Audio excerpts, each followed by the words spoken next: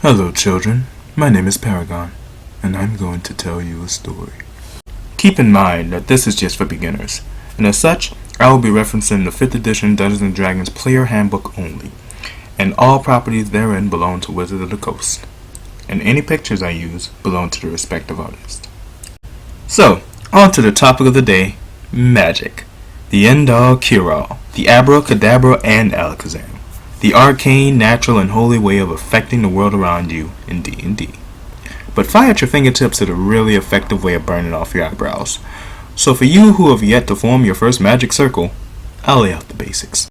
So let's start with the basics of the basics, how to use magic, because I'd rather get my numbers out of the way first. The technical terms are spell save DC and spell attack modifier. Spell save DC is usually 8 plus your proficiency bonus, plus the modifier of the stat you use for your spellcasting. For instance, a warlock uses charisma stat to make all his mystical mumbo jumbo happen, and thus would use the charisma modifier in this instance.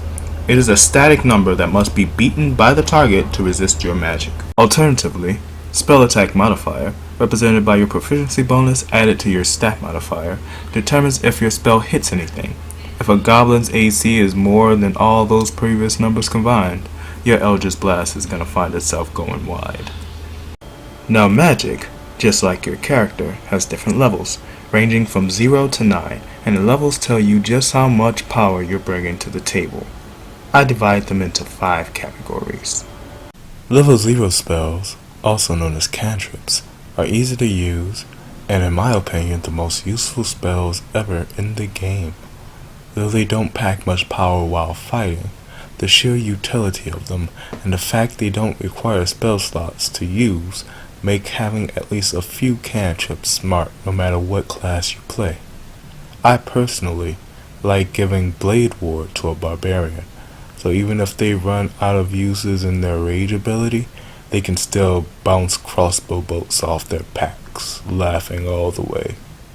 If you want to have more fun in D&D, then I hit it again, looking to get yourself a cantrip. The rest of the spells are easy to categorize. Level 1 through 3 spells are nothing to cry home about. Your first true taste of magic. Useful, but when you hit level 4 spells, you barely ever use them again. Level 4 through 6 spells? Now you've got the juice. If the 1 through 3 was your first true taste of magic, level 4 through 6 is your first true taste of power. You're ready to walk away from explosions and change the laws of physics. Level 7 and 8 spells. You are the power. When problems appear, you say, "What problems?" and proceed to blast said non-problem from existence. You stand at the pinnacle of man, beast, and monstrosity with these spells. And finally, level 9. If there's a pantheon in your D&D session, then any minor deity in that pantheon is sweating through their cloud cover, thinking who this new player is and should we try to make nice before he attempts to overthrow the gods. Now that the numbers are out of the way, let's move on to the metaphysical properties of blowing stuff up with Jedi mind tricks. Magic in D&D is usually divided into the 8 schools of arcane magic, which also covers the natural world and holy churches. These 8 schools are abjuration, conjuration, divination, enchantment, evocation, illusion, necromancy, and transmutation. Spells that don't fall into any of these schools are called universals. First on our chopping block is abjuration, the shield to stop all ills, protection in its final form, that time when you say, "Stand behind Braun!" Abjuration is a magic based around protection and magic disruption, which is only the politically correct way of saying Aegis. If you're looking to stare up at an aerial bombing with a pair of shades and a smile, grab yourself an abjuration spell. Conjuration is, tellingly enough, the ability to conjure things, to pull all kinds of bits, bobs, and monstrosities out of the aether to do whatever the heck you tell them to.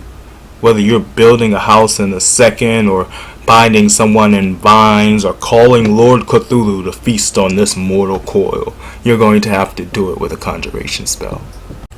Divination is just a really hilarious way to get back at your DM for all that mysterious voice in shadows nonsense. With divination, you can see into the future, which equates to watching your DM squirm as you basically tell him, all your base are belong to me.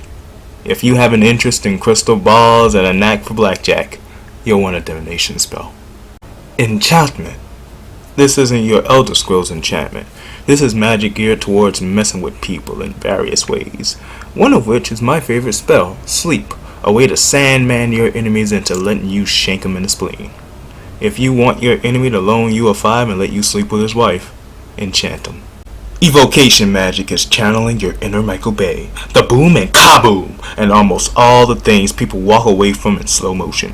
Evokers speak and things happen, like your Uncle Jimmy who gets things done if you don't ask too many questions. Evocation magic is the manipulation of energy and the making of something from nothing, which is not to be confused with conjuration, which is the pulling of something from somewhere. In the evocation spell list is Fireball, a spell the Wizards of the Coast have gone on record saying they purposefully overpowered. If you want to have a blackened backside and a sunglass budget, speak the word and evoke away. Illusion magic is the ability to bring light, sound, and sometimes reality to your realms. There really isn't much to say about illusion magic. I guess you could say that it doesn't hold any weight. You can't see me right now, but I'm winking in an over-exaggerated manner. If you want people to see things, hear things, or bring your imagination to life like a great purple dinosaur, illusion magic is right up your alley. Alright, it's time to clap your hands, slap them into the ground, and get your alchemical formulas in order, because it's transmutation time. Full Metal Alchemist aside, this is basically what transmutation magic is, the changing of one thing into another. Whether you're changing your leg muscles into that of a jackrabbit, or changing wood into stone, or straight up changing gravity, or the laws of time, you can do it with a transmutation circle. I mean spell. The last on our list is objectively the most put down and negatively received in the game world of D&D. But who could have a problem with a man raising a family? Necromancy is the art of raising the dead and making them cry mummy. But don't let that fool you. Necromancy is about staving off the last sleep as much as it is accelerating it. If you've a love for John Romero and just like Michael Jackson's Thriller, then you'll get yourself a talking skull and become a necromancer. And that will be all. If you like this video, leave a like. If not, then transmute your opinion. I worked hard. My name is Paragon, and this has been a story with a beginning, a middle, and an end. See you next time.